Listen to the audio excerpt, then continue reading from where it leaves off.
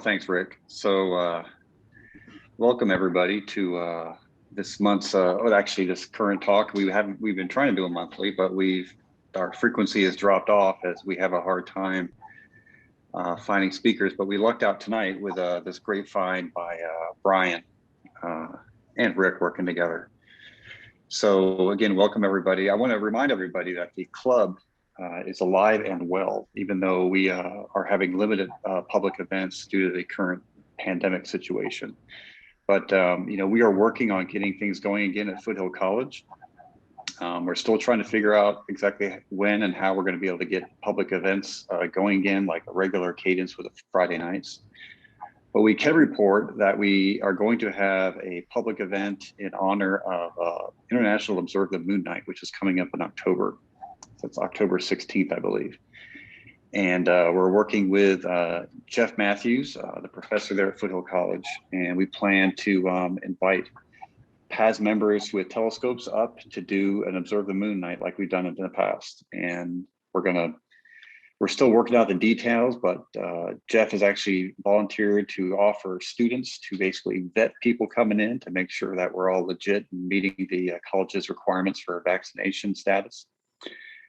And we'll have power and tables and everything. And we'll actually try to do a live stream for the observatory for folks who will not be able to make it. So anyway, stand by for more details from that. We're gonna send out a request soon asking for volunteers to bring up your scopes.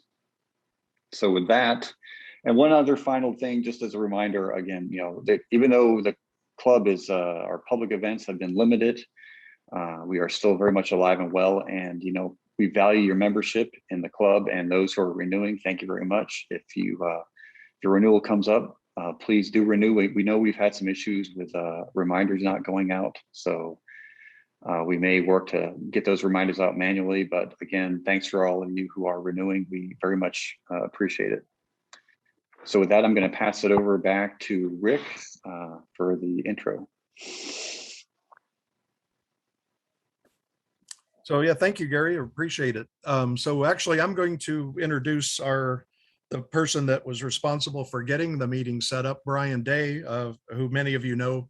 He's a NASA Ames employee. He's been helping us with and given us meetings of our own in the past to the PAS. And Brian is currently down doing some science in the desert of California. And so I'm going to turn this introduction of Gary Varney over to Brian Day, who he knows very well. So go ahead, Brian. Well, thank you very much, Rick, and thank you all for joining us tonight. It is my distinct pleasure to introduce to you, those of you who don't already know him, Gary Varney. Gary Varney is a good friend and mentor for me.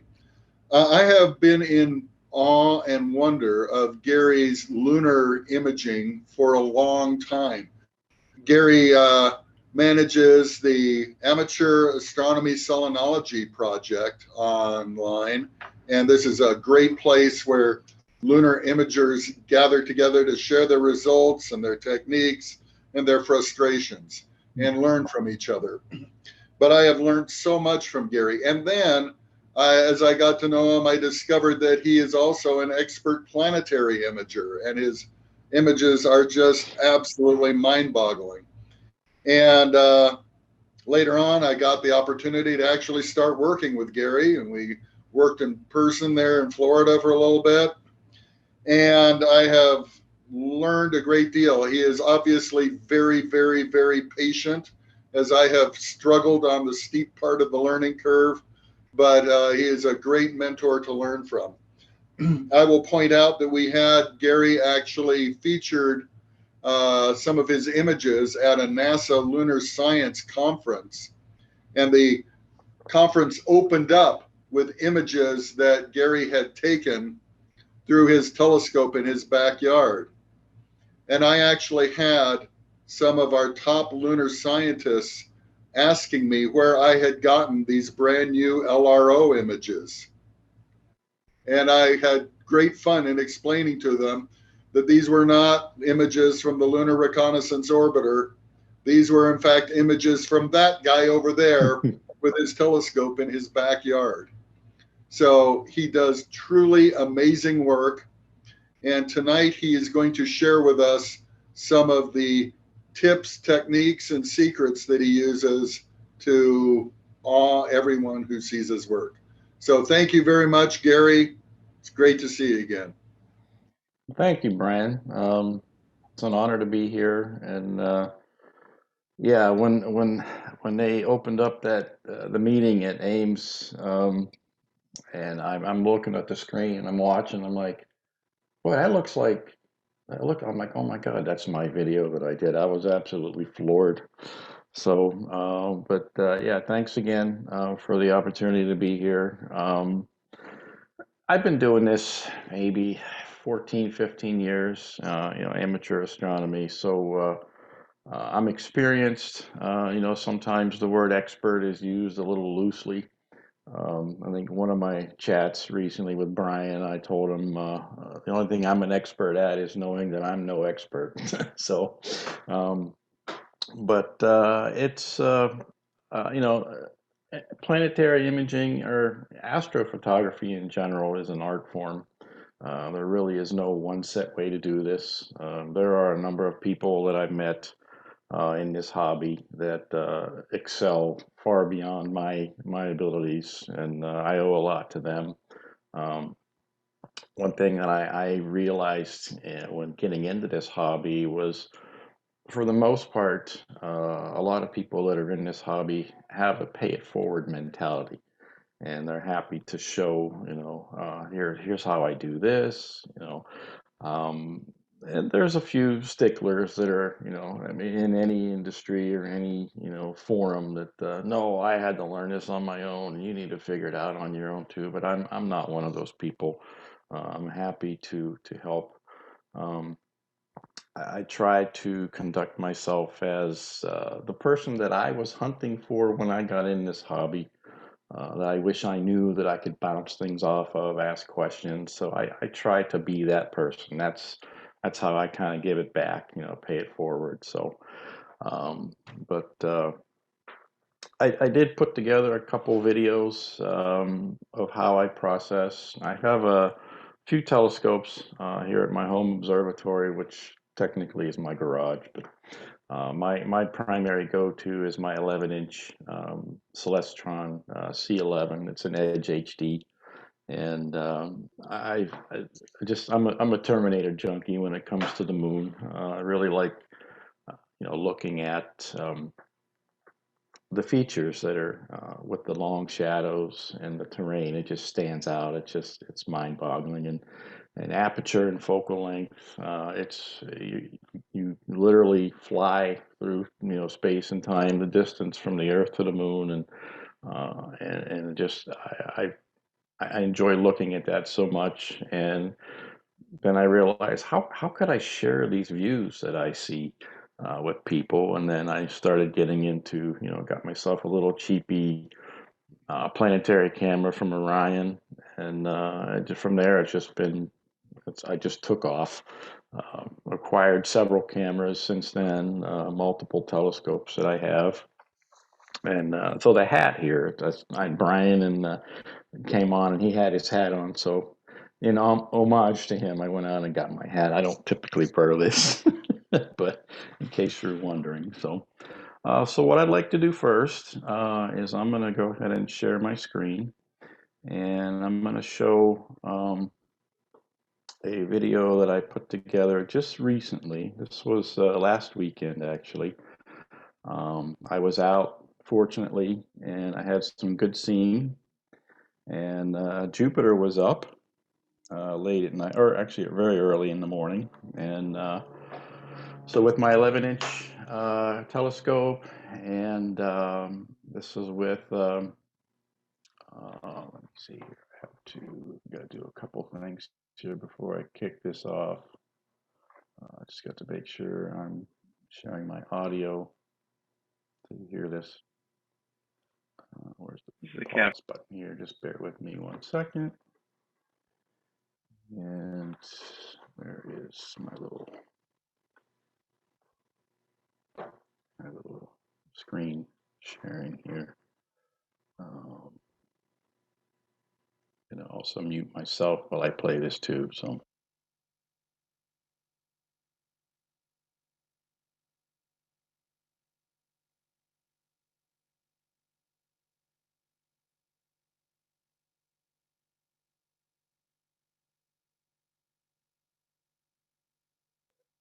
Just let me know if you can hear the audio on this. If not, I have to share my audio.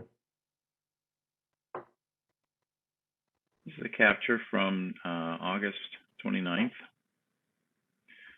This was around. You guys hear that? Yeah, that's good, Gary. 11:38 p.m. QHY 5 462C color camera. The focal length it calculated here was 5,200 millimeters.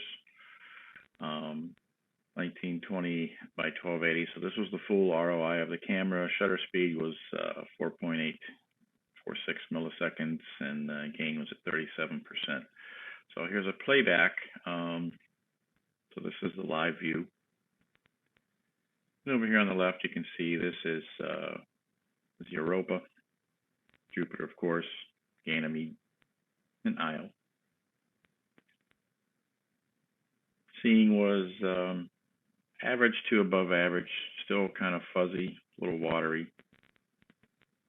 So what I'll do is load that into Auto Stacker. You click this little radio button for planet, which uses center of gravity. And that's what this little yellow plus sign is here. It's aligning all the frames on the center of gravity of the orb. But Europa down here is missing. So hold down the shift key. The cursor will change to a move icon. And we'll just push up this way a little bit. Now that you see the moon here is back in the field of view. There's your original center of gravity, and here's the offset now that we've induced into this frame, this field of view. So it'll analyze and stack now based on this offset. So what we have here is 13,353 frames. This was probably a 120-second span of time where I captured frames. Noise robust, I'll leave it 7 since this is kind of noisy. Seeing had to be better, I would bring this down to 6, put it back into the normal range. So I like to bump it up 1 just to make sure that it doesn't struggle or get confused on any noise.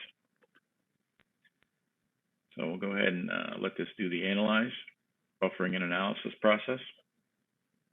I'll pause while it does that. Okay, buffering and analysis has completed. 4 or so minutes here. Now we want to place alignment points. At this scale here, I probably need about 150, 152. Just look at the size here.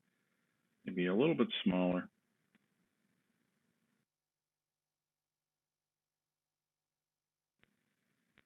There we go. Place and grid, let it do it itself. Then multi-scale will place where it feels it needs them. And then what I like to do is also come get a small one. Place one on each moon.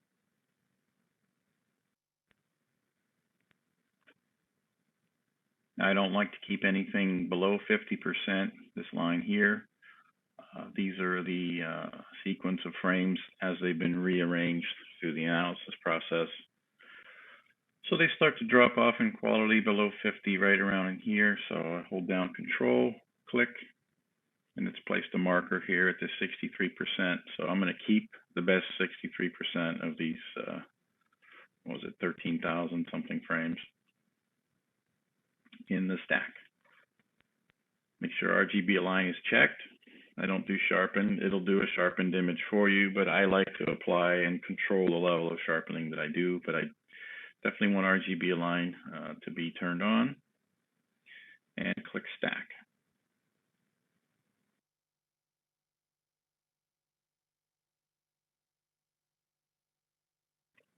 Now stacking has completed.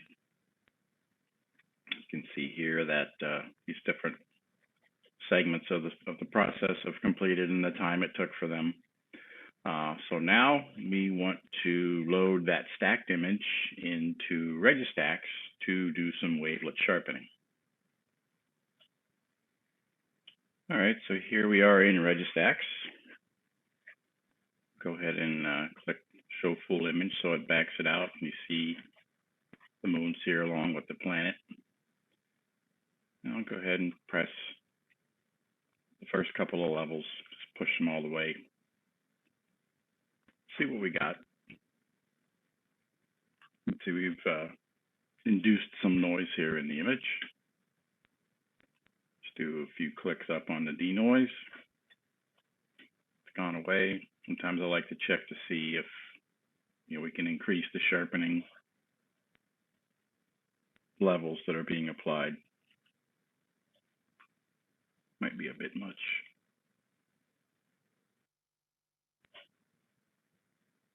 And let's see what we do with the rest of the sliders here.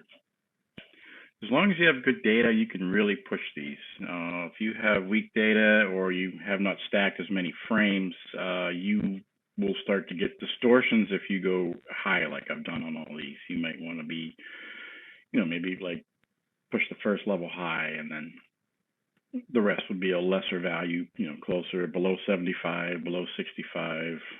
Sometimes maybe even just do the last three over here, maybe like 25% each. But you just have to play around and see. But you can see we brought out some interesting details in the clouds here. So just to see what we got, I'm gonna do Show Full Image, do all, and it's gonna sharpen the entire field of view. Doing some sharpening on the moons here as well. That's not a bad image. What we need to do next is we want to first just try an Rgb balance and see. Kind of cleans things up a little bit. The whites stand out a little more. But a lot of times the auto balance has a tendency of pushing the blue a little high, so you might want to just lower it a click. Reds tend to be reduced a little bit, so I kind of bump it back up just a tiny bit, and we might be close to where we were before. Let's get the green at back to 100, so you can override here.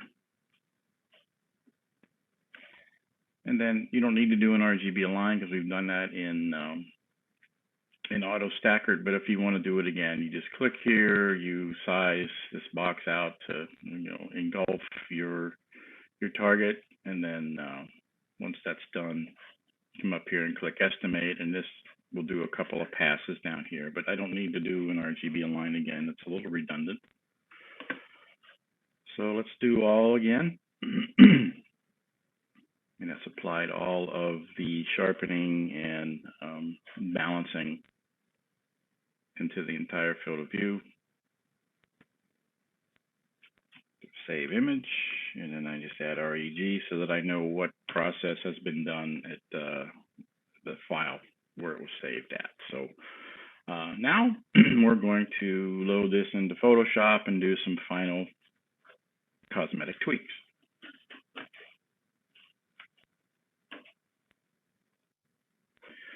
Okay, so I got the image in Photoshop. Now I'll just breeze through quickly what I would do.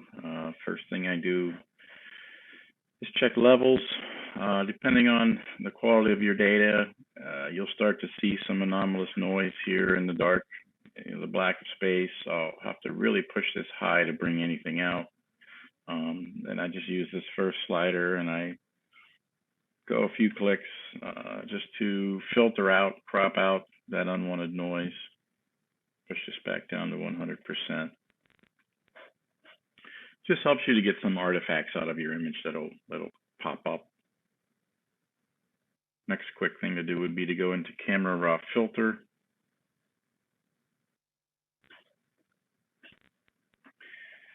And what I would do here first is, let's zoom this in a little bit.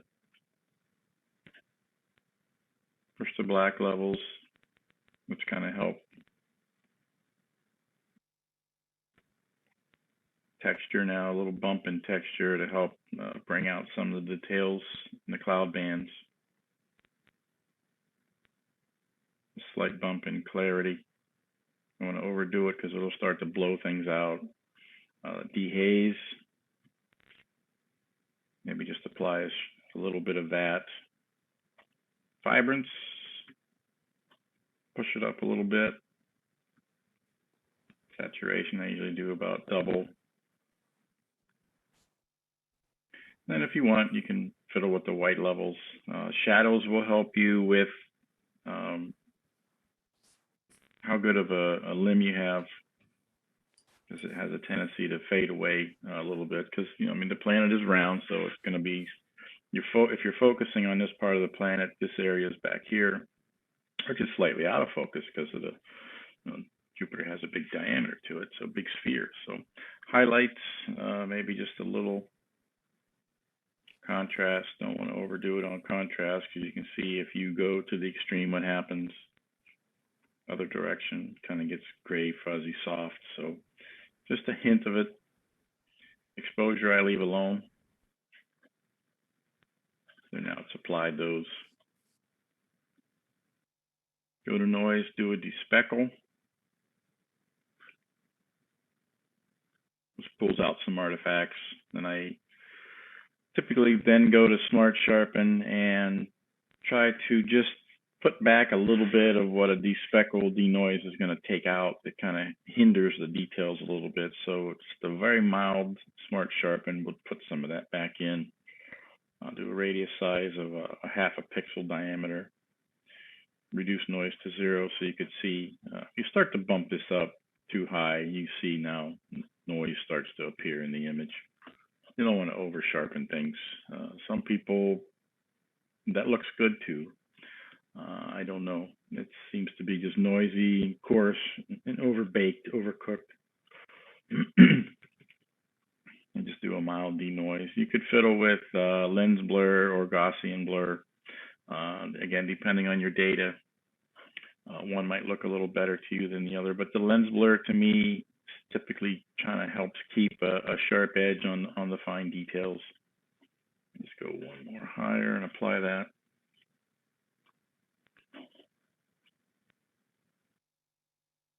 Then it would come back here, go to exposure. Now here's where you can fiddle with your gamma just to see what it does. Obviously that's way too low. But it's kind of cool how it brings out the dynamics of the clouds too much. It just blows everything out. So this is where your artistic license comes in. You just kind of use your eye and see what looks good to you. And offset, typically I might go 1 or 2 clicks down. That also helps to take some artifacts or noise that are induced by sharpening and processing out of here, and just the black level of space. And then here, if you want to push exposure just up a little bit, you can do that. And that's it. Save the file. Put PS for Photoshop. Overwrite the file that I already.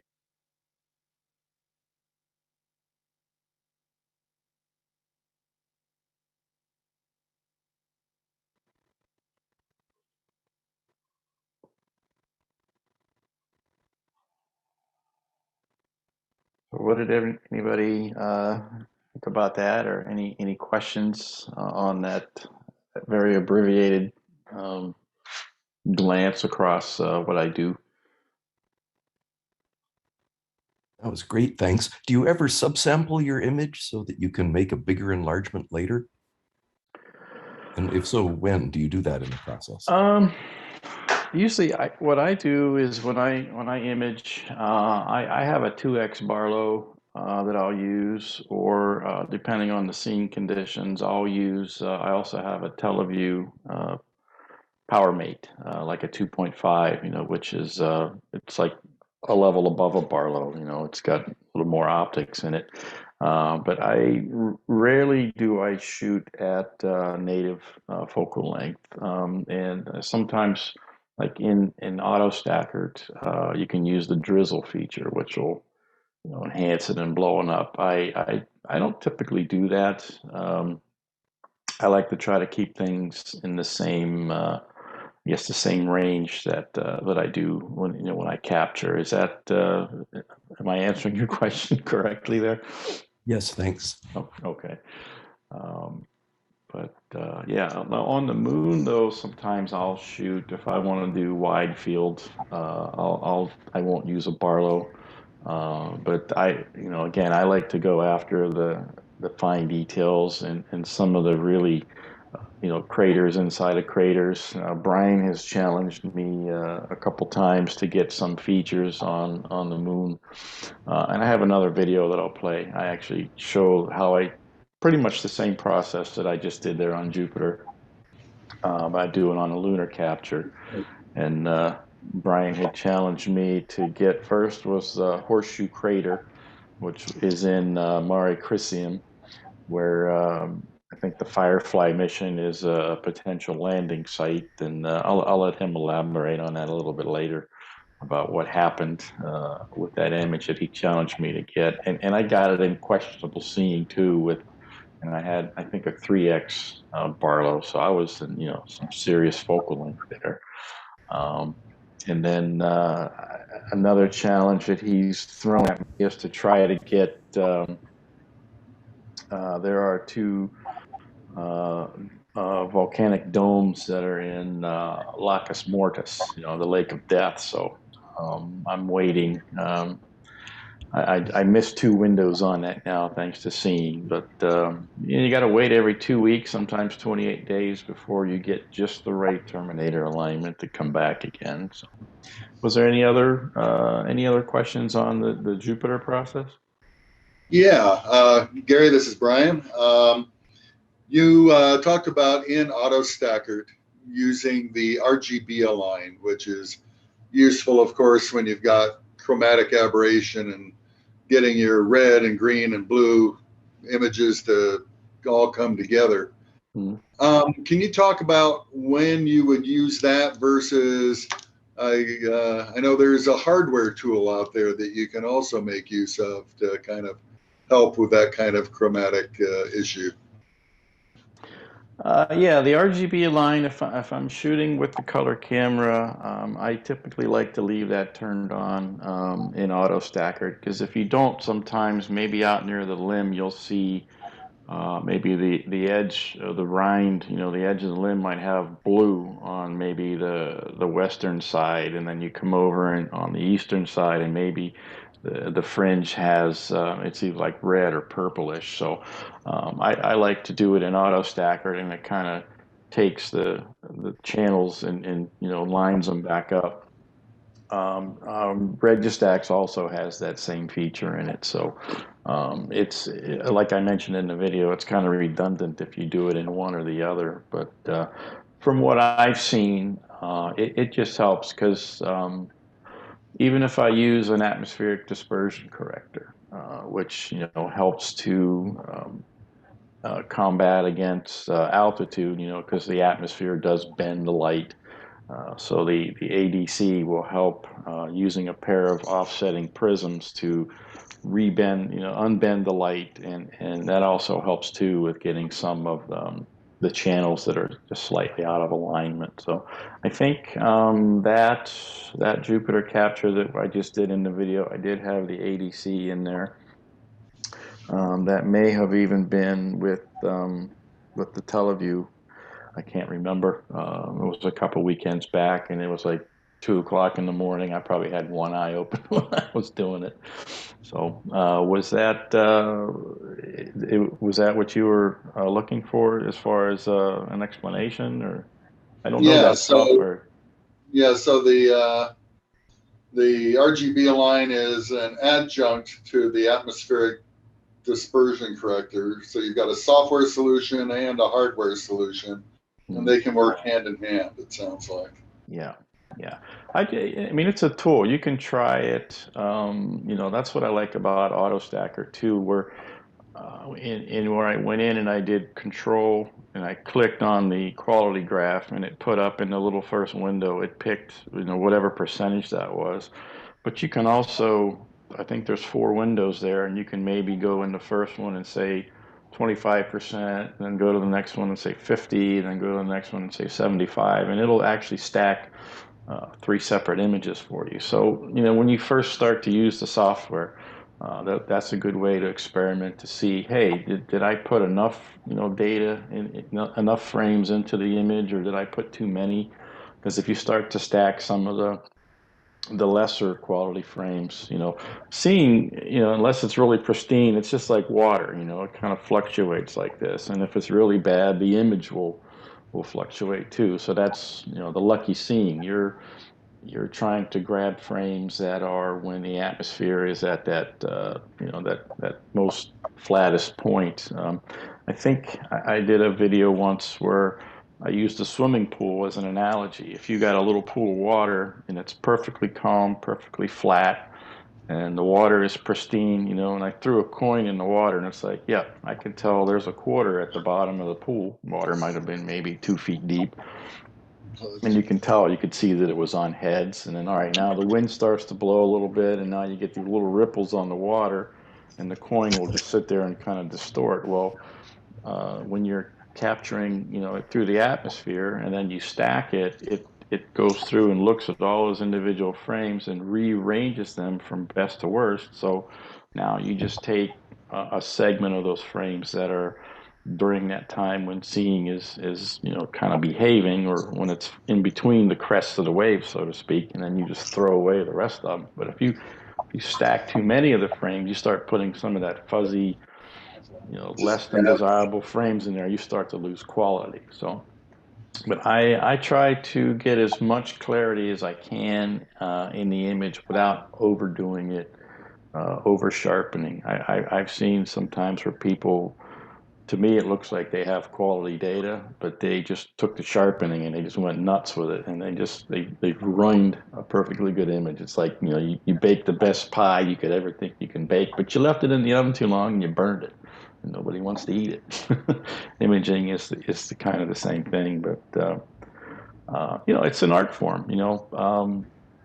You could be standing somewhere like at the beach or up in the mountains, and you put up 2 easels with canvas, and you give paint and brush to 2 different artists, and you say, here, paint this same picture, and they'll do their thing. And when they're done, you've got 2 separate images that are very different from each other, but it's of the same vista, and maybe this image gets sold for $1 million, and this one's hanging in the library or back here on the wall behind me. I mean, astrophotography is very similar to that, where some people will try to do specific things to an image because to them it looks good, or they're trying to do a certain thing. Like I see a lot of people will take images of the moon and they'll just super saturate it because they're trying to bring out some of the dichotomy, maybe the different layers in the Maria.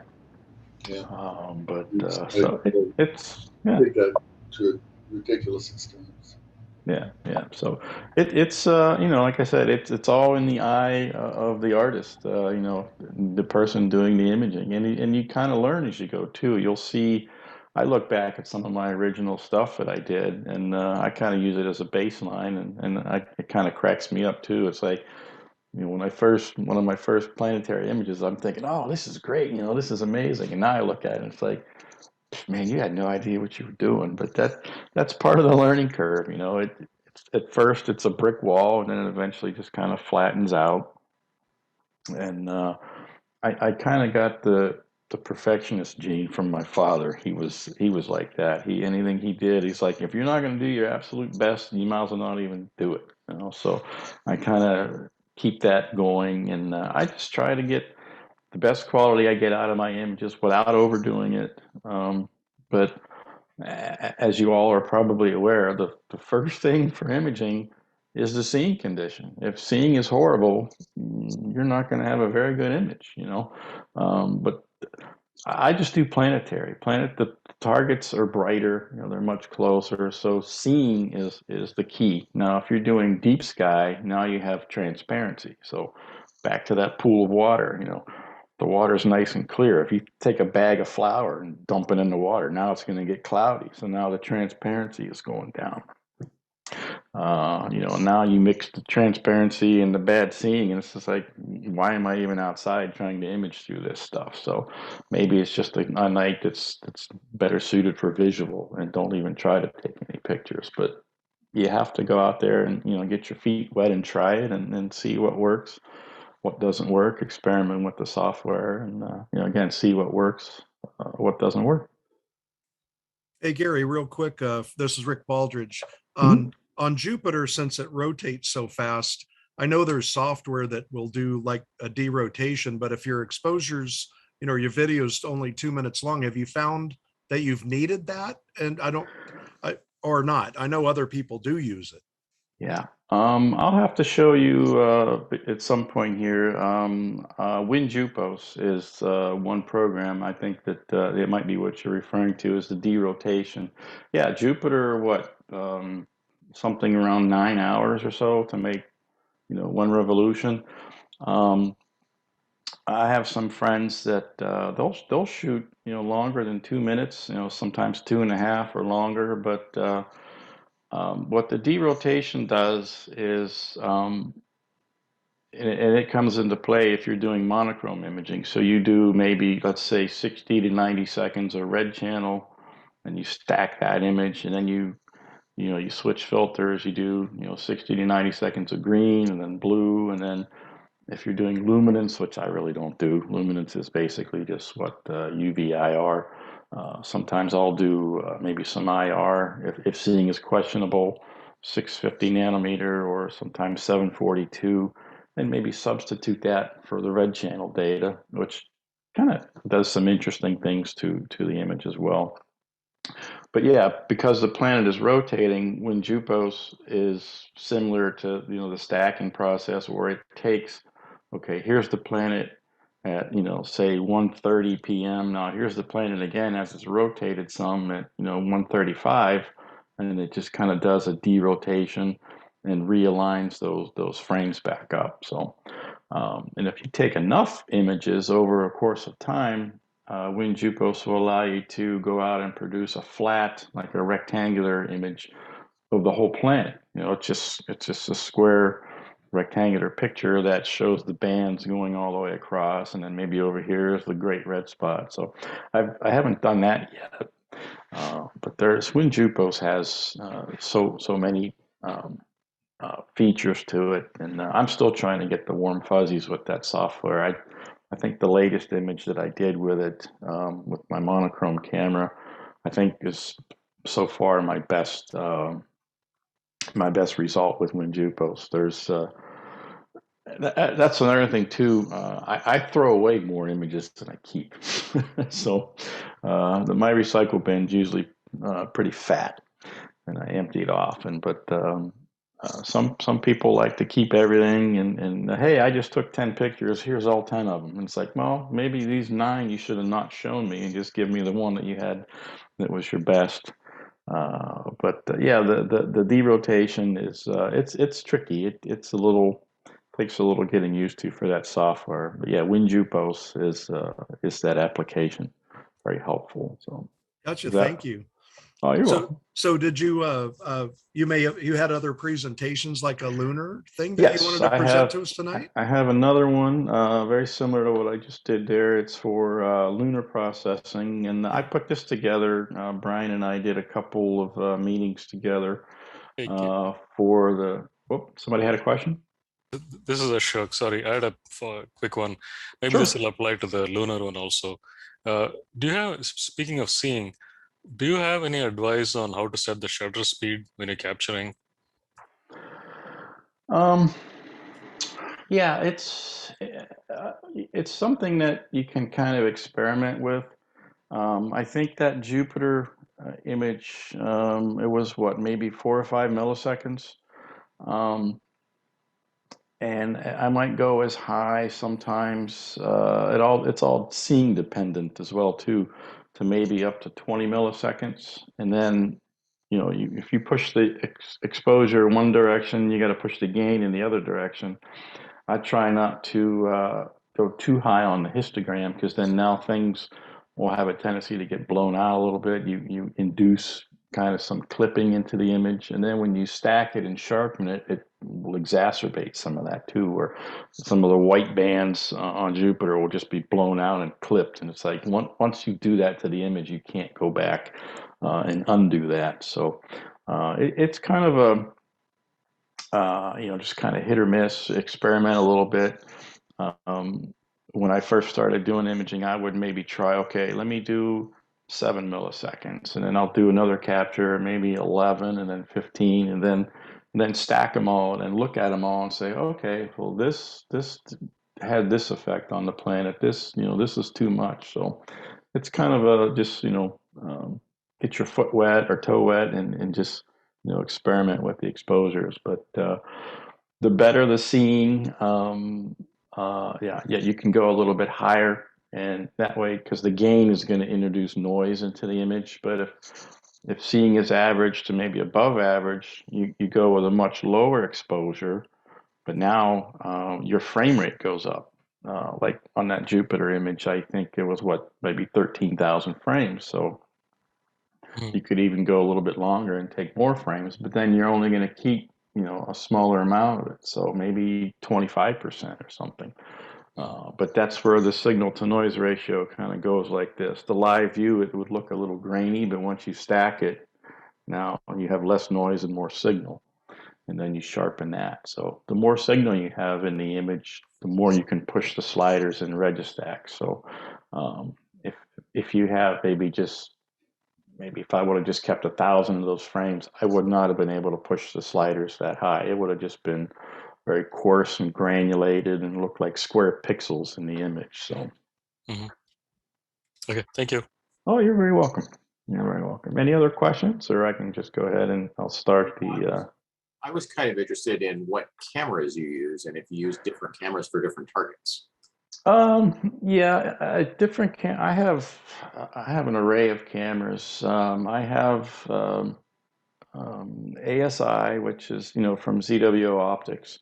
I have their ASI 120, the monochrome, the 120 MMS, and the MCS, which are both the monochrome and color cameras. Those were like one of the first ones that I got, so I don't use those quite as much, but I have them. That Jupiter image that I just did was with the ASI 290 MCS, which is the color, super speed. The S designation on the camera usually means super speed, which is an indicator that it's a USB 3. So, and then, the region of interest, sometimes you'll see people that use a full ROI. You have this big, black image of space with just a little tiny planet in the middle, and your frame rates are kind of low. So you change lower the ROI, so you're cropping all that out, and now you just have an image that's just encompassing the planet, and the frame rate just go up, up, up, up. So I'm, over sometimes 100 frames per second, if not higher, depending on Mars, would even be smaller. So, I've been at times pushing close to 200 frames per second. But was that, did that answer your question, or was I totally off base? I have a tendency to ramble sometimes, so I'm sorry. No, that's great. Thank you. So if there's any other questions, I can just kick the lunar video off here, and then we can. Yeah, Garen, you'll have to reshare your screen because I cut that off. Okay, thanks. Okay, thank you.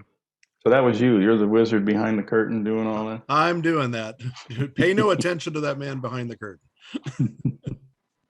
All right, so there. Now let me go ahead and kick off this this lunar one. Let me know if you can't hear the audio. It should be. I haven't changed any settings, so this is the same process, but lunar data. And I think this was with before it starts here. I also have Altair, the IMX 174 monochrome camera. I think that's what this lunar image, this data was taken with. And I have some other cameras I'll talk about here in just a moment. This is a playback from a capture, June 20th, 0111 Universal Time, which was 9:11 p.m. on the 19th. Region of interest on the camera here was full, 1920 by 1200, 13.9 millisecond exposure. The gain settings are around 48%. You can see seeing was average to a little above average, just a little wateriness to it here. So what I'll do now is load this into AutoStacker and show that particular part of the process. All right, so AutoStacker 3, first step is to place the image stabilization anchor here. That's done by holding down Control and just clicking, and you put it on some area in the image that has a lighter, lighter texture, lighter feature to it. It just gives it a good anchor point. Make sure this is set for surface. I do improve tracking since there's a little bit of drift, since I just did a very quick planetary alignment. Noise robust setting here under the Laplacian, which is enabled. And then you click Analyze, and it is going to go through and do the surface stabilization and buffering and analysis. I'll pause while that does that. All right, now it's completed. You can see the time it took here for each level. What that has done is gone through and looked at all the 3,000, I think 3,008 frames we had here, rearranges them in order of best to worst. And that is reflected by this little green quality graph here. This line in the back was the original order that they were in. So now what you do is you want to place your alignment points. I just usually set it at 200.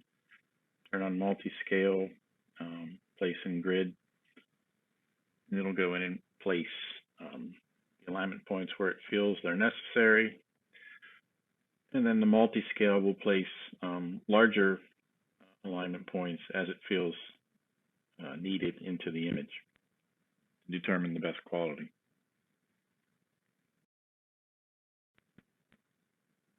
See this really large one that is placed here. There's a couple more. And now it's finished. So what I'd like to do is I don't keep anything below 50%. So somewhere right around in here. So you do Control and click, and it automatically fills in the percentage here. So we're going to keep 64% of these frames, and I don't do sharpening. I do that myself. RGB Align is grayed out as this is a monochrome capture. IR 650 nanometer filter. And then we're going to go ahead and click Stack, and then I'll pause the video, and we'll come back when it's finished. Okay, now stacking is complete. You can see all these different steps and the time each one has taken. So there's been a few minutes, but now the 64% of all these frames that we kept are now aligned and stacked and flattened into one single image, which we will now take into Registax for sharpening.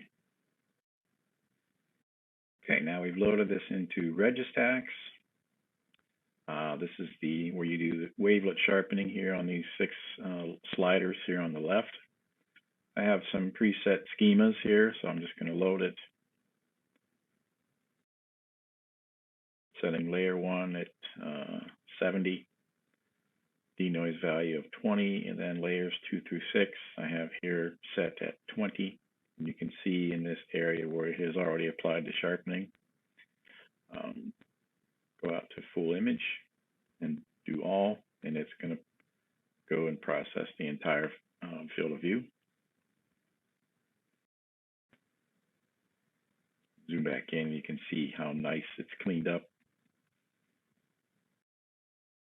And we'll go ahead and save.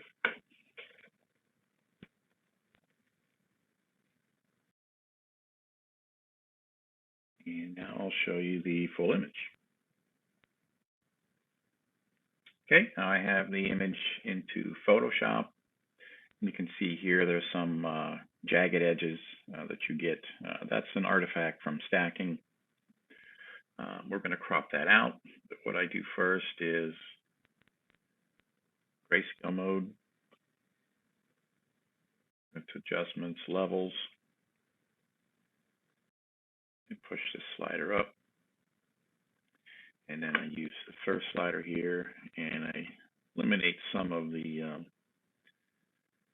extra noise that would be injected into the image. This is more noticeable when you're looking near the limb and you see the black of space beyond. There'll be some unwanted noise and whatnot in there, but this would remove that. This also gives it a little better dynamic range or more contrast, in my opinion. Next thing would be to crop, and we're going to remove these areas here where the data is a little jagged.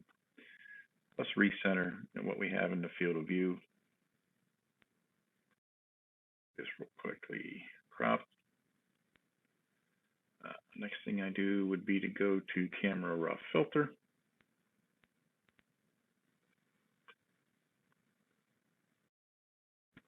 Go down here to the texture settings, push this up. I'll go all the way to 100% so you can see what this slider does to the image. Just kind of eyeball it. I don't like to overcook anything. Same thing for clarity. See what that does. And a little bit of dehaze. Again, I'll go to the max so you can see what it does to the background image. You just don't go more than a few clicks. Now raise the black levels. Just eyeball it as I go. Be all the way up. Push a little bit of the shadows. A little increase in the contrast, not too much. I don't mess with the exposure level here. There's another area to do that. So you can see now it's applied those. So now the textures and the surrounding surface here really have been brought out. You can see some ejecta patterns and the different variations in the Maria here. This is Maria Fragoris. Real quick, I go to noise, do a noise reduction. Just kind of play with the strength here. You don't want to take out too much of your data. So level 2, 90% preserve details. And this is important, remove the JPEG artifact. It pulls out some unwanted noise that you see if you zoom it in. You can also do an additional very mild sharpen with Smart Sharpen. You can fiddle with the radius size here and you'll see what it does to the image if you overdo it. See, it's getting very coarse, very overcooked. I usually don't do, maybe 3.3, 0.4, just very, very mild to kind of bring back some sharpness that the noise reduction has taken out. Let that apply real quick.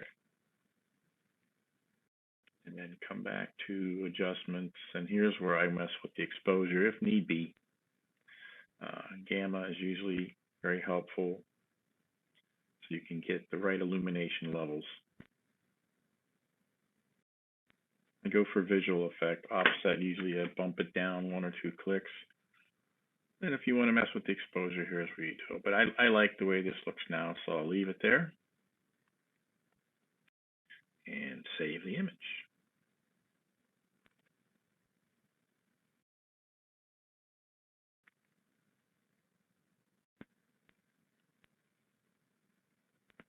And now I'll show you the full image.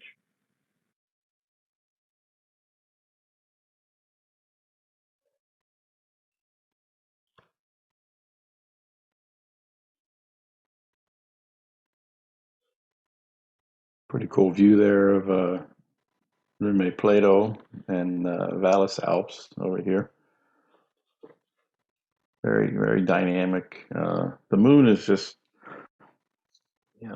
it's static, but it constantly changes with, as the Terminator advances. So that's a couple of projects that I want to do too. Is like on Plato.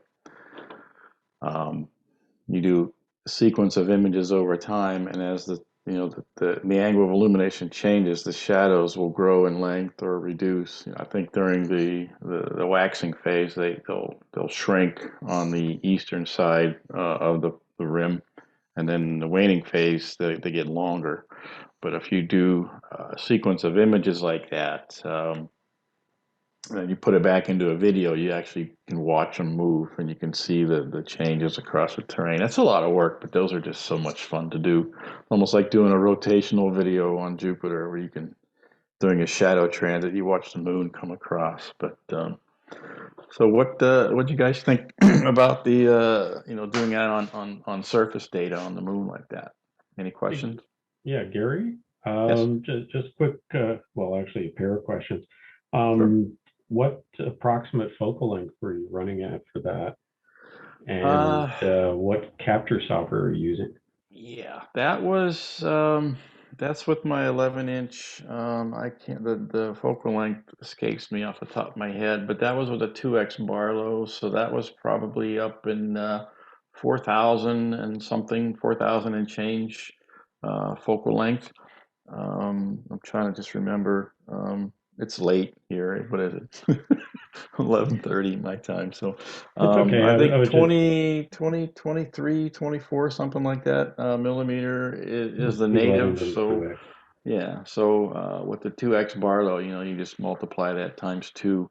But yeah, that was probably somewhere in the mid 4,000 range focal length. So, and that was full ROI. That was with my Altair uh, camera, which has the IMX 174 chip in it. It's a little larger sensor, a little larger pixel size. I think that camera, the pixel size is like 5.8, 5.86 microns, where the 290 cameras that I have, I think it's like 2.9 pixel size, but that's planetary. You want a smaller sensor and smaller pixel size. Now, the flip side of that coin is deep space. You want a larger sensor, larger pixel size, and it's a whole different ball game. It's like two different pools. I like to swim in the planetary pool, but I need to get experienced and learn the deep space side because I work at OPT and we get a lot of questions and people calling wanting to talk about deep space stuff. So my learning curve right now on that side is present, and it's very steep. But I think I'm one, if not one of the, or maybe two people there that do planetary. So they're happy to have me on board for that. But so not to do any sales pitch, but if anybody needs anything, Astro gear wise, please feel free and reach out to me at OPT, and I'd be happy to answer any questions that you have, or sell you some gear. When it's in stock. It's The pandemic has really wreaked havoc on many industries and manufacturing, and unfortunately, the greatest hobby on the planet that we all enjoy here is also affected by that too. So some things just might not be available now. There's some manufacturers that haven't even turned their manufacturing process back on yet, which is kind of mind-boggling. But I'll be glad when this whole thing turns the corner and things are readily in stock again. But enough of that. So any other Okay. questions? Again, a couple of questions. Yeah. Firstly, on OPT, is there a contact for you, or do we just call the main number and ask for you?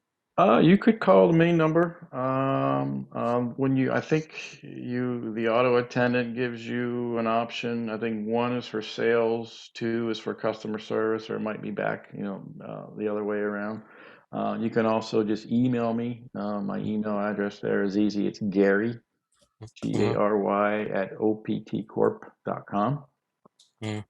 And I even have a direct dial number. It just escapes me right now. I think I don't want to give you the wrong number because you might wake somebody up.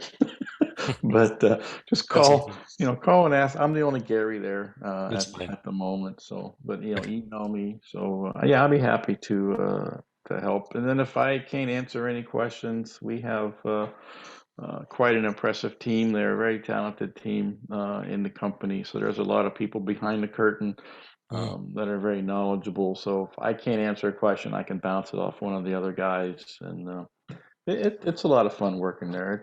I worked in IT for just a little over 30 years as a network engineer, and I kind of got burned out on that, and this opportunity came along, presented itself to me, thanks to my friend Tom Bramwell, who he's at Peninsula Lab now. He was at Apple for probably 20 plus years as an engineer. Now he's the U.S. distributor for Peninsula Lab, which Mhm. I also have some of their equipment. I have an Eagle 2 Pro on my telescope. It's basically it's a Windows 10 enterprise PC that's sits on a Losmandy bar on top of my OTA, and that's where my cameras connect to. That's where the imaging takes place. In the first screen that I had when I was doing Jupiter, I don't know if you noticed the back, the desktop was red. That was actually the desktop screen from the Eagle. Oh, So, okay. but yeah, he Okay. got my foot in the door there at OPT. I've been there since the 1st of March, and it's been an interesting experience. So, not too many people get to actually work in the field where their hobby is, Mhm. where their passion is. So Yeah. I'm fortunate to be able to do that. Yeah. Thanks. That's awesome to have you in there. Quick question about the settings for the lunar video. Mhm. So you were changing the black levels, white levels, uh, and also the exposure. Mhm. What's the difference between doing those two settings? Gamma, I understand, is different, but the Yeah. black level, white level versus exposure, I'm not too sure. Yeah, what that does, and this is my understanding of this. I may even be wrong, but I don't know if you notice when you fiddle with the sliders up at the top, you can see the histogram, and the histogram will either stretch or shrink. Kind of do some transform. But depending on if your exposure might be a little low, maybe it should have been a little higher, and the gain might be a little too high. That allows you to go in there and do a fine tune with some of that. The black levels I like to push up because now it brings out some of the features a little more. It seems like it helps the signal versus the noise.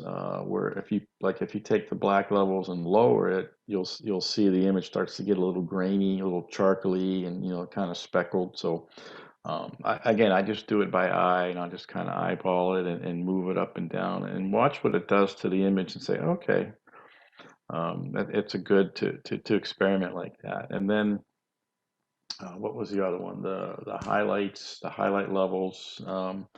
You got to be careful with that too, because you can blow out. Some of the steep features. Like the mountain peaks, the sunlight's coming in at an angle, but it's hitting this, so this is very bright. Meanwhile, the terrain down here is not as illuminated, so this could be underexposed, that could be overexposed. So those little sliders will also give you some play on how you tweak those in the image. So that's just that's the way I understand it. So is that what you were? Yeah, that makes sense. Thank you. Okay, you're welcome. I notice, if I can ask a question, I noticed that I think you're using a C11 for most of the imaging that you do. Yeah. Is there a reason you picked that scope, or, or you don't use a refractor, or, Yeah, refractors are great scopes. They're great. Again, this is just my understanding, my experience with them. They're better suited for like deep space, deep sky. If you use like a C11, if you're doing deep space, usually you put a reducer on there or a reducer flattener. My 11-inch is the Edge HD, so it has the extra the enhanced corrective plate on the front, which would be good for using that for deep sky because you have a corrected field all the way out to the edge of the field of view. You could put a hyperstar on that as well. But the 11-inch, initially I wanted to get a C14. And I was all ready to pull the trigger on that, and because that was going to be like $10,000 or $11,000 purchase, and I had some life-changing events happen, and I ended up needing that money. So I said, all right, what's the next best thing I could do? And the 11 was the next choice down. was about half the price, and I decided to go with that. But I also have an 8-inch, a C8. Both my scopes are the CPC series. I have the CPC 800 and the CPC 1100 Deluxe, which is the Edge HD. But that's my go-to scope. Aperture and focal length is where it's at when you do planetary. So refractor would, the bigger you get in a refractor, the more expensive they get. But deep sky, you want something with a short focal length. You shoot wide. You have a camera that's has a high megapixel count, so you shoot wide and you crop. So even if you crop 50% off what you capture in deep space, you still have, if it's a 20 megapixel image, you basically crop half the data out. You still got a 10 megapixel image. So you could see a wide field view, and then you narrow it down, and now maybe you just have the Running Man Nebula, or M42 or something, the Orion Nebula. And it still there's enough data in there to print, or put on in a magazine somewhere, or print it. I've got some images I'd like to try to get printed on metal, which I've seen some people do with their DSO stuff, and it's just phenomenal. So, yeah, refractors. If you have a large enough one, and you pump some Barlows into the mix, or a Teleview or something. But you want to bring out as much of the surface of the planet, make it nice and big to get the details, as opposed to seeing just a little tiny Jupiter, and then you got this big giant, space, and maybe you might see some of the Galilean moons or whatnot. But so was that did that answer your question? Yeah, thanks a lot. Okay, sure. So yeah, again, my experience in this is not 100%. I learn as I go. I like to keep raising my bar. So once I'll see what other people do, I'll ask a few questions and say, hey, why did you do this, or how did you get to do that? And they'll explain it to me, and I kind of incorporate that into what I do and fine tune it and tweak it. So there really is no one set way to do this. This is just a meld of multiple techniques that I've seen other people do, and it's my own recipe, for imaging. So, and it's based on seeing. Sometimes I'll pull out the 8-inch scope. Maybe if seeing is not that great, and I'll go for some targets on the moon. The 8-inch scope too is just phenomenal views of the moon. I guess I got aperture fever. Aperture and focal length is what you want on planetary.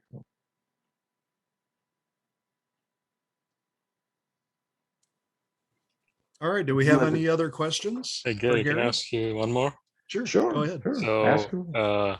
I've been shooting through an 8-inch SCT with good results, and then a few years ago I got a 14-inch Dob from Orion, and I tried shooting through that.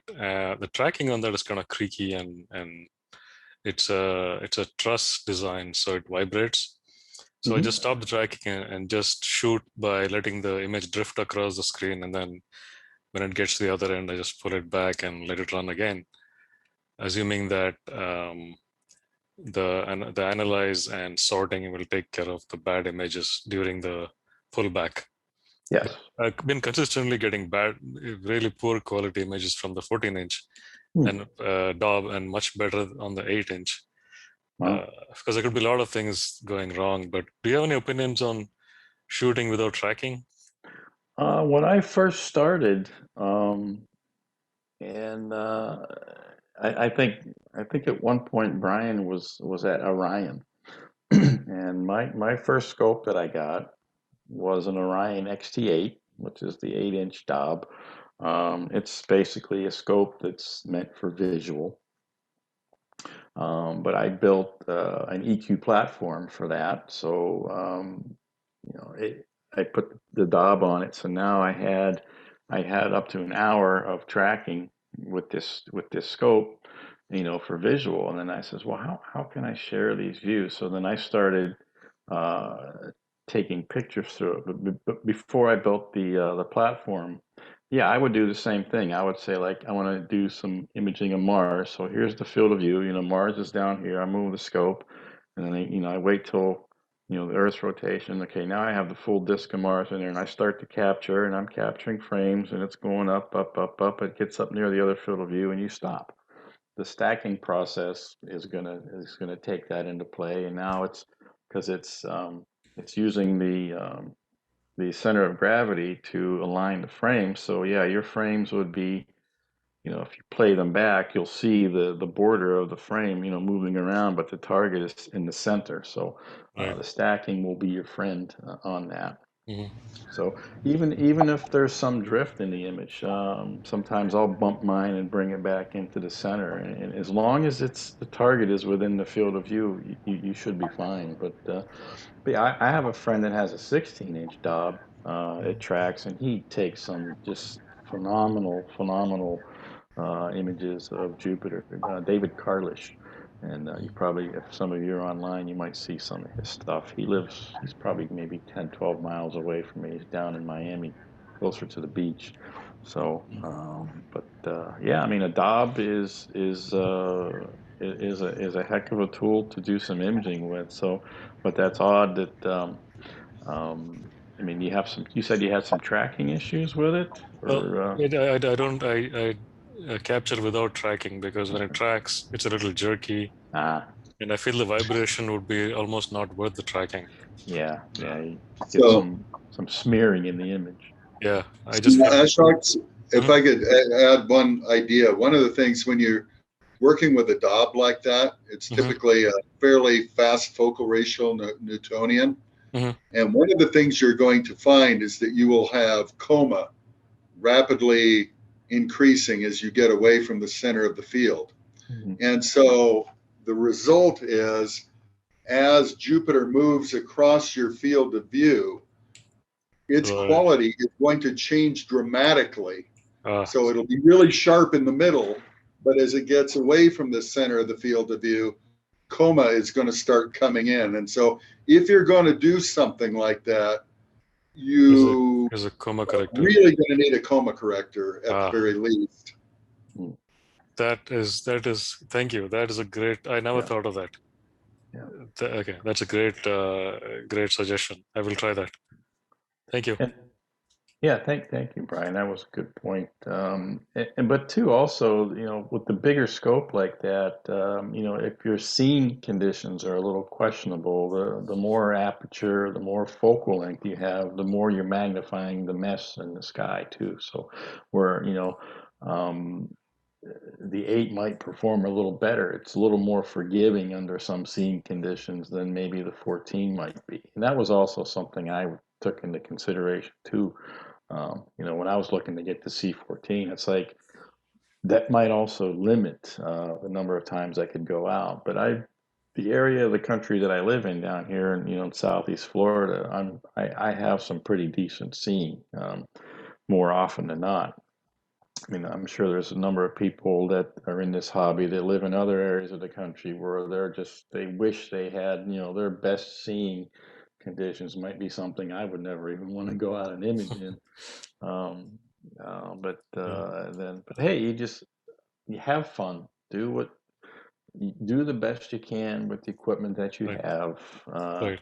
Keep looking up. Enjoy the night sky. Enjoy what's your tools that you have, and just have a good time. And again, I throw away more images than I keep. So Right. don't The let that experimenting. discourage you. Yeah. No, the experimenting is the fun. You just gave me an idea that I should probably try an off-axis mask besides the coma correction. Yeah. Or even if I don't know how the xeroscope is since you turned the tracking off, can you like maybe very gently manually kind of bump it and keep it back near the center? Yeah, no, I can still move it with the electronics. Mhm. I still have a controller. I just keep the tracking off. So yeah, I can move it, but that's a good point. I can try keeping it in the center, but that'll mean constantly bumping it. Yeah. And yeah, that's something to try. Oh, I've done that too. I'll be sitting outside, I'm running maybe some data on Jupiter or something, and I'm waiting. Okay, I got maybe a 120-second capture going, and then I'll move my leg and I'll hit the tripod and I'll just watch the planet go. And it's like, oh, Yeah. stop, Yeah. delete. I got to do this one again, But Yeah. hey, nobody's perfect, especially Florida man over here. So, Yeah. Okay, great. Thank you very much. oh, you're welcome. A quick question from a Mac user. Which stacking software do you recommend on a Mac? Oh, yeah. On the Mac, I have somebody did ask me that earlier, and I think I forgot to answer the question. I'm sorry. I'll have to look that one up. I know I have some notes in my notebook in the other room.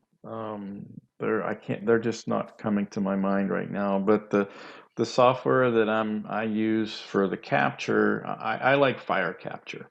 Um, that's my preferable acquisition software for the camera. I recently got a Mars M camera from Player One, which is I have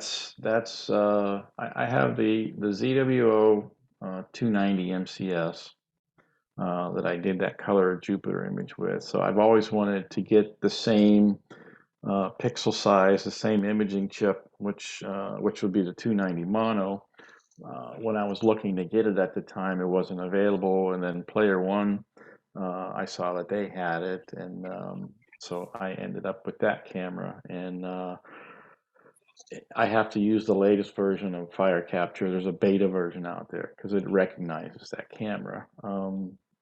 But SharpCap, when I use my Altair cameras, I have to use SharpCap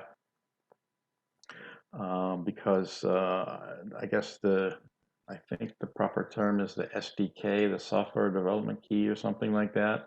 I can't get the full frame rate of the camera, so I have to use SharpCap. But I think there's some Yeah, there's probably some. This is Roy. Hey, Chris. It's a little bit anecdotal evidence here, but Gary mentioned Tom Bramwell, a 20-year veteran engineer at Apple, who used to use his Macs for doing capture. He threw his hands up, and he's not a Windows fan, and that's all he uses now. So, just anecdotal. A lot of the stuff that's out there is pretty much designed to run on Windows, and there's some Linux tools too, but that's your mainstream of development. Gather. Thanks. Yeah, give me your email address, and I will send you the one that asked me about the Apple software, and I will send you these programs. Like I said, I have them in my work notebook in the other room, and I'm not going to. Well, that's touch that. okay. I know of Keith's image stacker I've used on the Mac, but it Yeah, doesn't have the power of some of your neat effects. Yeah, there's also my friend David, the guy that takes the phenomenal images of Jupiter with his 16-inch Orion Dob. He likes to use PIP, which he'll capture and then he'll run through PIP, and it'll go in and pull out maybe some odd frames or something where you might have where just the quality is not that great, or maybe he wasn't paying attention and it might have drifted a little bit, and part of the planet went out of the field of view, and then bring it back. So it'll reject those frames, and then you put that pipped version into auto stacker, and then stack it in that fashion. So there's a lot of little neat tools, and Fire Capture I use is free. Registax I use is free. Auto Stacker is free. Photoshop is not free, but I signed up for I think it's like $9.99 a month, and I have the latest and greatest version of Photoshop. There's probably even some other software out there that mimics and does the same thing that Photoshop does, but I got to learn some new software just to continue with the cosmetic part I do in my image processing. It's like I'm happy. I can afford $10 a month. Photoshop's a very, very powerful tool, and I only use probably this much of what it does. It's an amazing piece of software. So Yeah, GIMP isn't too bad a substitute for Photoshop, at least for That's the it. That's it. basic GIMP. things. Yeah, I think, and it's free too. That was it. Yeah, GIMP. yeah. So, yes, he said. I thought he was just calling me names, but he was rattling off software. But yeah, what is your Oh, I guess we can do it after the meeting, or but I'll send you some of the other software that would be used for the Mac for the image processing. But yeah, Roy mentioned a few there too. So hi, Roy. It's another buddy of mine. Roy and I've known. Roy is one of the admins. Helps me a great deal with the Amateur Astronomy Selenology project, which is on Facebook. And back in 2019, when I came to San Jose, Brian had invited us to come out to attend the Exploration Science Forum, and Roy and I were there for the 3 days, and what an amazing experience that was. We got to meet Harrison Schmitt, who was on Apollo 17, and we had a lot of fun that week, hanging out with Brian and getting to walk around on Ames on Moffett Field, and that was, and then Roy and Tom Bramwell from Prima Luce Lab took me up to the Lick Observatory, and we were up there for several hours, and we had the place to ourselves. Actually, got to go into the Tachman telescope, and we got to use it, open the dome. I think one of the pictures that Rick had posted for the banner for tonight's talk. There's a picture of me. It's all red. That's the Tachman telescope. I'm actually using it, and I think, Roy, what were we looking at that night? Like the Ring Nebula or something, and you could actually see colors in it. That was Ring Nebula, and we were looking at some planetary stuff, Yeah. Jupiter and Saturn. But what a treat that was to be able to use that historic telescope. That was a fun night. That was my first time in California, and this is all the stuff that happened to me, and so that was a great week, and a lot of fun. Yep, absolutely. Gary, quick, who was that you said takes great pictures of Jupiter with a 16-inch Dob? David Carlish. Oh, If you're Carlish, yeah, Carlish. He's probably, he'll watch the playback of this and go, dude. But if you're on Facebook, you'll see him post a lot of stuff. He's a madman.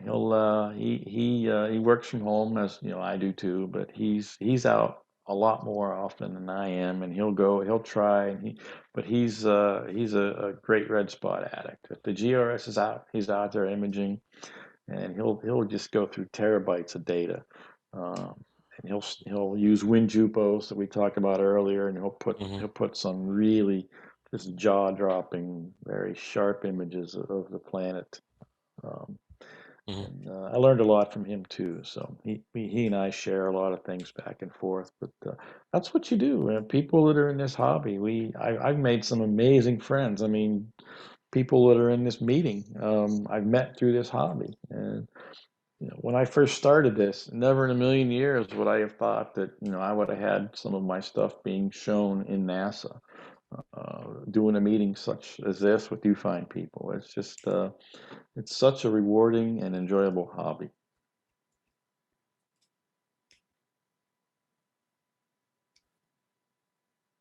Any other questions about anything? Yeah, I'd just like to, you had mentioned a little bit before, Ms. Brian, about the challenges that have been thrown your way. And some of these are, you look at the techniques and the ability of people like Gary and the detail they are able to tease out on the moon. It is just really phenomenal. And as we have these upcoming missions targeting different areas on the surface of the moon, there are certain landmarks that are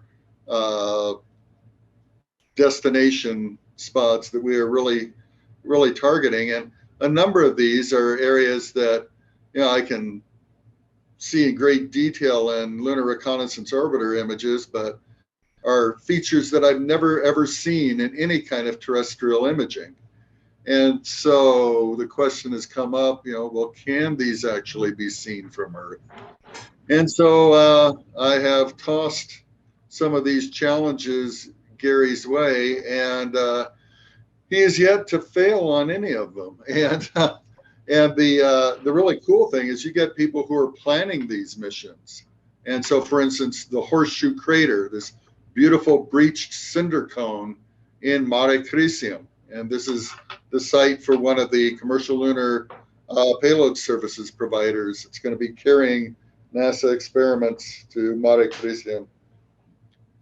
This beautiful cinder cone that I have never seen imaged from here on Earth.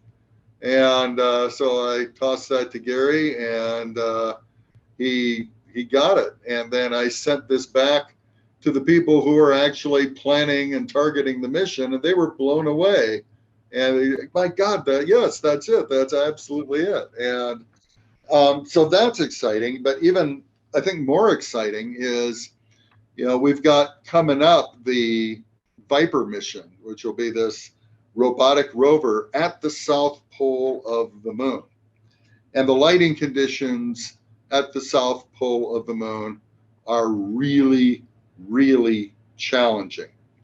And when we look at the detail that Gary and his colleagues are able to coax out, one of the things that the folks on the Viper mission are asking now is for Gary and his fellow imagers to actually focus on that area, on the south pole of the moon, and in advance of the mission and then during the course of the mission, actually look at how the lighting conditions are actually changing as seen from here on Earth, and give us this real interesting perspective of the real challenge that we are anticipating, because viewing the surface of the moon with that near horizontal incidence of light is nothing like we've ever experienced there before. And so getting those insights from these people who are able to do this super high resolution imaging will be very, very valuable and very interesting to the people running this mission. So again, thanks to Gary and his fellow imagers. Citizen science. So real quickly, I'm going to do another share here real quick. These are a few other images that I've snagged. This was with the Mars M Player One camera. I don't know if you can see this up here on the screen now. This was an interesting moment in time. You've got this. I think this was Europa. There's its shadow. Of course, you got the GRS, and over here is Ganymede, and actually got some details on the surface of the moon, which was kind of cool. But that's a green channel filter. I have a 5-position manual filter wheel that I place in front of the camera, and then into the 2x Barlow on the 11-inch. So that's kind of cool. There's another one. This was actually, this I think was pretty recent. This was September 6th. Here's Ganymede, and there's its shadow. And you got these swirls. The southern area down here on Jupiter has been very active lately. Even behind, I think I just missed the GRS here. Some of the disturbance here that's in its wake. This was with, I think, QHY 462C camera. This was the same evening. There's Ganymede again in the shadow. I kind of was going a little crazy, switching out cameras, switching out Barlows. And then this was the image that I did earlier in the process. This was a full ROI. So I got all the, this was, I think, Europa. Or this was, no, yeah, that's Europa, Ganymede, and Io over here. So, and then Saturn. I've actually got better images of Saturn. This was also, when was this? This was 22. This was the 22nd of August, I believe. But such a treat to look at this. I remember the first time I saw Saturn in the eyepiece. it was like that epiphany moment. You know, you can look at Saturn in books and pages and magazines. But the first time you look in the eyepiece and you see this thing, you get goosebumps, and you, like I said, you have this epiphany, and it's like, my God, that is really out there. So such a treat to look at this. Just looking at these things through the eye, just visual astronomy too is you know how do you share this with people? Well, you stick a camera in your telescope and you take some pictures and you share it, just such as this, and people were just amazed by it, and to see the look on their face when Brian had mentioned earlier that we did a collaboration together. This was during the Mercury transit. We were on the roof of the Frost Science Museum in Miami, and I brought my 8-inch Dob down there, and we're showing just a white light solar filter over the scope and showing people Mercury on, as it's transiting the sun. And some people had never seen that before or had never looked through a telescope before, and just see the reaction on their face. It's just like, it hits you right here, And I think at one point, I think, Brian, there was 1,600 people there over the course of the day. And I think at one point there were like 500 people in line waiting to come look through the eyepiece in my telescope. This was pre-COVID, thankfully, because that one never happened. But that was a rewarding experience for that. Yeah, it was truly remarkable and it was actually, I think at one point we had over 2,000 people there. 2,000. And we were piping images down into the museum, but you had this huge line, people coming up the elevator and this big line going across the roof of the museum there. And but Gary was letting people hold their cell phones up to the eyepiece and taking pictures of the transit of Mercury, and they were getting it, and he was explaining to them how to do it, and it worked out really well. And I'll just point out too that a lot of the techniques that Gary has so generously shared here actually work really, really well with the sun too. So if you are at all into solar imaging, the techniques that you saw here tonight apply very, very well to the sun. This is true.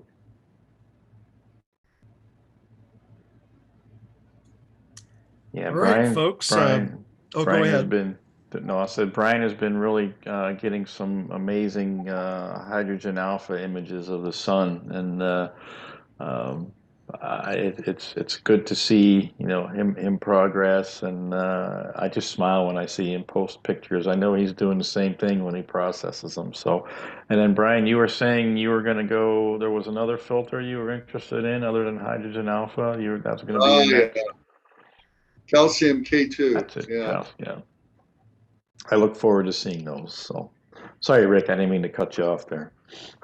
Oh, no, not at all. We wanted to continue as long as we could, but I know it's after midnight your time there on the East Coast. Probably need to get some sleep, but let's ask the PAS membership and anyone listening any final questions.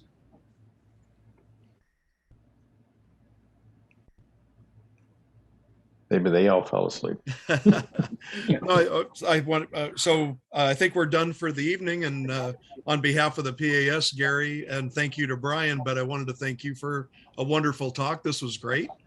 We do plan on posting this on YouTube in a day or two for the folks that are listening that came in late. So we will send out a link on our forums page to the membership and to the public. And we really fun talk. That was neat. I have many more questions, but I'm going to ask you directly, probably. Yeah, you've got my number. You got my on Messenger. I mean, anybody, please feel free to reach out to me. I'll be happy to answer any questions that you got, or I might even ask you guys a few questions. There's a lot of talent in this room, I'm sure. But yeah, just keep looking up. Don't spend. I see so many people spending so much time looking down at their phone, looking down at their feet. Yep. watching TV, go outside, look up. You know, Exactly. we're just a piece of dust in the corner of the universe. Look at the heavens and look at what the night sky gives you. Naked eye viewing, binoculars, telescopes. Just go outside and marvel at what is there. It's just, you can't put words on it. Exactly. No, that's great. Well, thank you so much. And just one last quick reminder to folks that came in late. The Peninsula Astronomical Society is currently working with Foothill College Observatory that we've been running for many years to do a Saturday, October 16th event, which is a big event, an international event called the International Observe the Moon Night. And we'll have details on that, but we are getting permission from Foothill at this point to open the observatory for some live streaming and to also set up member telescopes outside in the parking lot to give people a view of the moon that night. So thank you everyone for joining us. Thank you, Gary, for a great talk. And You're we'll welcome. see you all hopefully next month. Could I give a shout out to anybody? Go ahead. My name's Dave Velo, and I run the astronomy programs at Glacier Point. Oh yeah, Dave, And I you were recognize you.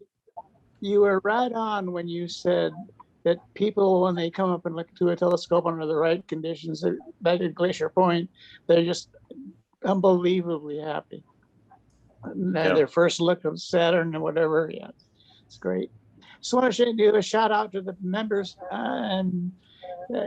My first photographs were done in 1957 of the moon, and anything else I could do. And Tri-X is all I ever knew. So tonight I've really learned a lot, and I really appreciate the invitation. Oh, that's great, Dave. Oh, Glad- really good to glad see to you be too, able to Dave. help. Yeah, Good to people see might. you guys.